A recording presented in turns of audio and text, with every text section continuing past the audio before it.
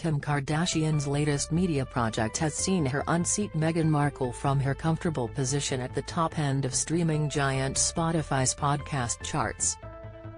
Since its launch on October 3, Kardashian's Spotify original podcast titled Kim Kardashian's The System, The Case of Kevin Keith has overtaken Meghan's Archetypes in the U.S. Spotify top podcast charts.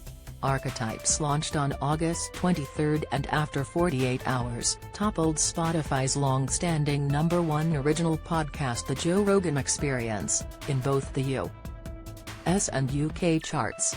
Rogan was back at the top after the release of new episodes, with Archetypes remaining in the top 5 with each subsequent episode.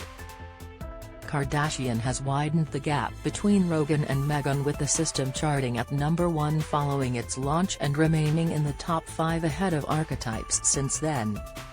But what is it that's pushing listeners to tune into Kardashian's podcast project over Meghan's? Newsweek spoke to 2 industry experts to find out. Content: Archetypes versus The System. Archetypes and The System are 2 very different podcasts in terms of content. Archetypes is intended to be a voice for social commentary on the experiences of women in today's society, to dissect, explore, and subvert the labels that try to hold women back. In each episode, Meghan, and a celebrity guest, who in past episodes have included Serena Williams and Mindy Kaling, discuss one particular label. The episodes often provide examples of how these labels manifest in popular culture and are rounded off with Meghan's final conclusions that she has drawn from her discussions. Kardashian's The System is distinctively different in that it is a limited 8-part series that provides an in-depth exploration of the legal case of Kevin Keith, a man convicted of a triple homicide in 1994. Keith is currently in an Ohio jail, and The System looks at his case, encouraging listeners to draw their own conclusions as to whether he was given a fair shot after supporters claim there is no physical evidence tying him to his alleged crimes. Kardashian acts as a narrator while sound bites from interviews and archive footage are used to contextualize the case. Genre: true crime versus society and culture, where Kardashian's podcast has a direct advantage over Meghan's, according to experts, is in its genre. The System falls under the widely popular umbrella of true crime, while Archetypes is listed under society and culture. The interesting thing about Kardashian's podcast is the original big explosion in podcasting came at the end of 2014 when Serial came out, which is a true crime podcast, Matthew Passy, CEO of the podcast consultant, told Newsweek.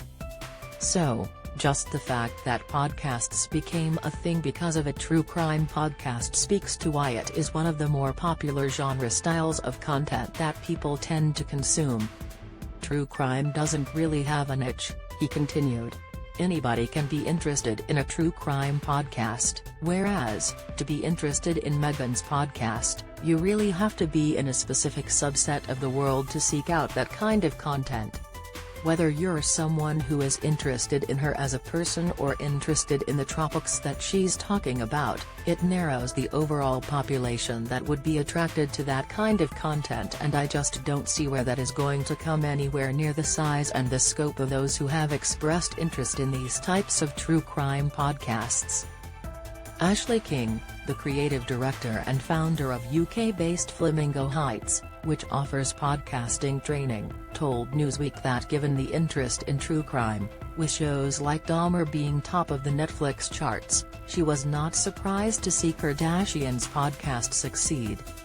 Kim's show is of interest because it's about real life, real situations, and it's an examination of social justice and a potentially unfair prison sentence, she said. It's an exploration of law, and because it has a story that makes you want to know more, listeners will want to return for more. It is my opinion that more work goes into a show about true crime due to the amount of research and fact-checking required, so this gives a sense of credibility over a talk show interview series, which is what separates Kim and Meghan's content. Hosts: Kardashian vs. Markle. Aside from content and genre, another key factor in drawing in podcast audiences is the host. When it comes to podcasts, people listen for the host or for the content, King said. Everyone is offering something different, so in my opinion, while both Meghan and Kim might be competing in the top charts, both podcasts will be of interest. Meghan and Kim are both ordinary people who have had extraordinary lives, she continued. Their stories of fame and fortune may be of interest as rags to riches tales. While both of their fame has grown, it's important that Meghan and Kim use their privilege and social capital to uplift the voices of others and use their platform for good. I feel like Kim is doing this with her podcast. I'm undecided about Meghan's motives, although I do believe we all have the right to freedom of speech. There is also a difference in hosting styles between Kardashian and Meghan in the eyes of the audience. King said Kardashian has an openness about her whereas Meghan has had to be more guarded. It is my view that Kim is much more open about her thoughts and opinions, and this does win loyal fans and supporters to her, she said. Meghan has to be more careful about what she says, and she is judged with a much more critical lens in public opinion. Both women will attract listeners who both like and dislike them and who want to listen out of curiosity for whatever they may share. Newsweek has reached out to Spotify for comment.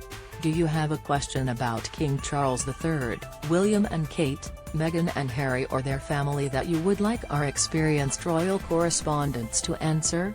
Email royals@newsweek.com. We'd love to hear from you.